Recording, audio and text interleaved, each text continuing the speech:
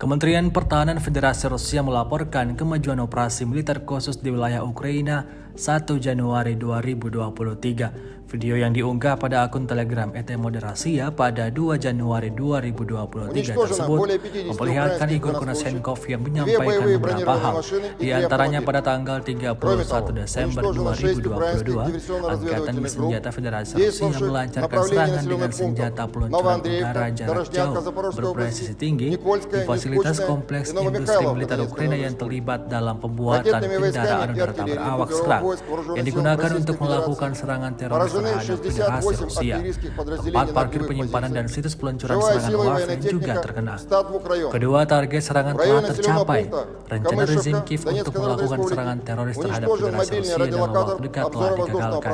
Diketahui juga di arah Kupiak, pasukan Rusia menimbulkan kerusakan akibat kebakaran pada unit angkatan bersenjata Ukraina di wilayah pemukiman Koltiarovka, Inanovka, Podili, Persotranevi di wilayah Kharkiv dan Novosibirskoye di Republik Rakyat Luhansk. Lebih dari 40 prajurit Ukraina, 2 kendaraan tempur lapis baja dan sebuah truk pickup dihancurkan.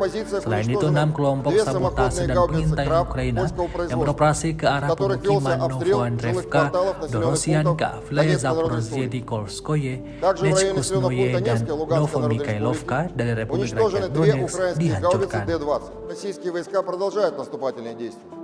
В результате огневого поражения и активных действий российских подразделений за сутки уничтожено более 110 украинских военнослужащих, 2 боевые машины пехоты, 5 боевых бронированных машин и 7 автомобилей.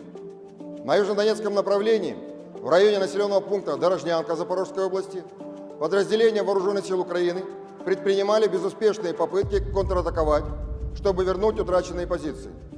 Ударами артиллерии и действиями российских войск все контратаки были отражены. Уничтожено более 50 украинских военнослужащих, 2 боевые бронированные машины и 3 автомобиля. Кроме того, уничтожено 6 украинских диверсионно-разведывательных групп, действовавших в направлении населенных пунктов Новоандреевка, Дорожнянка Запорожской области, Никольская, Нескучная и Новомихайловка Донецкой Народной Республики. Ракетными войсками и артиллерией группировок войск Вооруженных сил Российской Федерации поражены 68 артиллерийских подразделений на огневых позициях, живая сила и военная техника в 102 районах. В районе населенного пункта Камышевка Донецкой Народной Республики уничтожен мобильный радиолокатор обзора воздушного пространства Вооруженных сил Украины. В районе города Артемовск Донецкой Народной Республики уничтожена радиационная станция контрбатарейной борьбы производства США. В районе населенного пункта Мирная Запорожской области уничтожен склад артиллерийских боеприпасов Вооруженных сил Украины.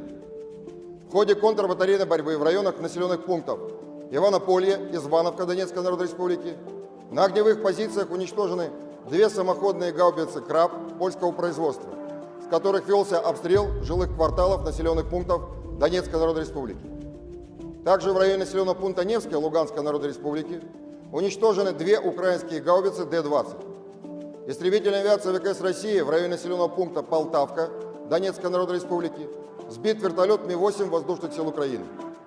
Средствами противовоздушной обороны за сутки уничтожено 15 украинских беспилотных летательных аппаратов в районах населенных пунктов Максимовка, Николаевка, Никольская, Металлист, Зеленый Гай, Славная Донецкой Народной Республики, Площанка Луганской Народной Республики, Цаповка Белгородской области, Очеретоватая Запорожской области, Очаков Николаевской области, Лиман 2 Харьковской области, а также Джанкой Республики Крым. Кроме того, перехвачено 7 реактивных снарядов системы залпового огня «Хаймарс» в районах населенных пунктов Попасная, Макеевка и Поповка Луганской Народной Республики. Всего с начала проведения специальной военной операции уничтожено 355 самолетов, 199 вертолетов, 2779 беспилотных летательных аппаратов, 399 зенитных ракетных комплексов, 7350 танков и других боевых бронированных машин, 957 боевых машин реактивных систем залпового огня, 3756 орудий полевой артиллерии и минометов, а также 7859 единиц специальной военной автомобильной техники. Terima kasih sudah nonton. Jangan lupa like, subscribe, dan share ya.